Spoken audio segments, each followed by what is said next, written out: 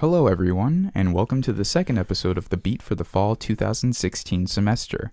I'm your host and opinions reporter for Riverside City College's Viewpoints, Jonathan Van Niel, and I'm joined by Assistant Editor of Photography, Geovanny Guzman. Geovanny, how are you doing today? Fine. I'm really glad to be here. That's excellent. So because the election is tomorrow, we felt compelled to provide some necessary information regarding Propositions 62 and 66, and discuss what each measure means for Californians. Now, Proposition 62 is basically aiming to abolish the death penalty, while Proposition 66 aims to speed the death penalty process up. So essentially, what are your thoughts on the death penalty? Oh, that's a loaded question. Well, first of all, there's many problems with it. I remember Rick Perry once gave the go-ahead to execute mentally challenged convicts, which, it sets a dangerous precedent, Are we going to put into consideration whether they're mentally stable, whether they can, cognitively compute 100%? And if so, and if not, do we have the right to kill them? Yeah, and that's definitely something that the California electorate is especially concerned with, because with executions and in the death penalty process itself, we always run risk of executing an individual that is innocent. If history has told us anything, advancements in science and technology have gone on to prove people's innocence through DNA testing and whatnot. And during investigations, mistakes are made, and that's something that really Proposition 62, at least the advocates of the proposition, they really drive that point home, stating that this has been such a dysfunctional death penalty system that has been operating since 1978 in California, when it was voted back into being practiced again.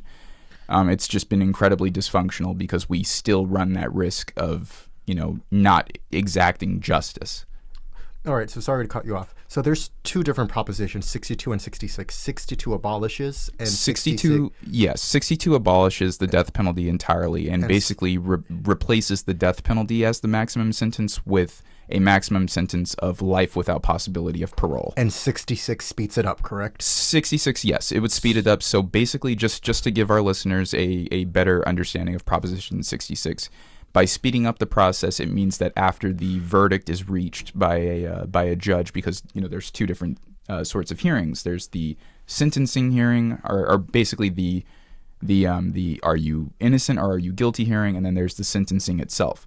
So after the sentencing hearing is concluded, basically death penalty attorneys are assigned right after, which means that it would actually run risk of basically assigning clients inexperienced attorneys, because it's assigned by the state. And go ahead. So hypothetically, let's say both of them pass, what would happen?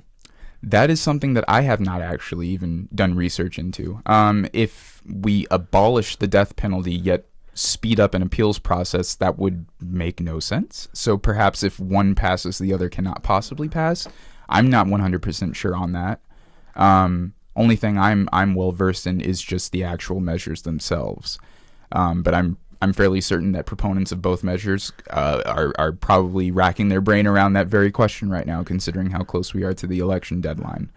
But in regards to 62, I mean, if anyone is anti-capital punishment and sees it as the barbaric, inhumane sense or practice of punishment that it really is, then I would urge individuals to vote yes on 62 and no on 66. Proposition 66 really does run the risk of making an already dysfunctional death penalty system even more dysfunctional, and it might even cost taxpayers more money, whereas a yes on 62 vote would ensure that the California taxpayers would essentially get a $150 million rebate instantly. That's how much money we spend each year on executions, and since 1978 we've only executed 13 people, and frankly over that span of time it's cost the California taxpayers $5 billion.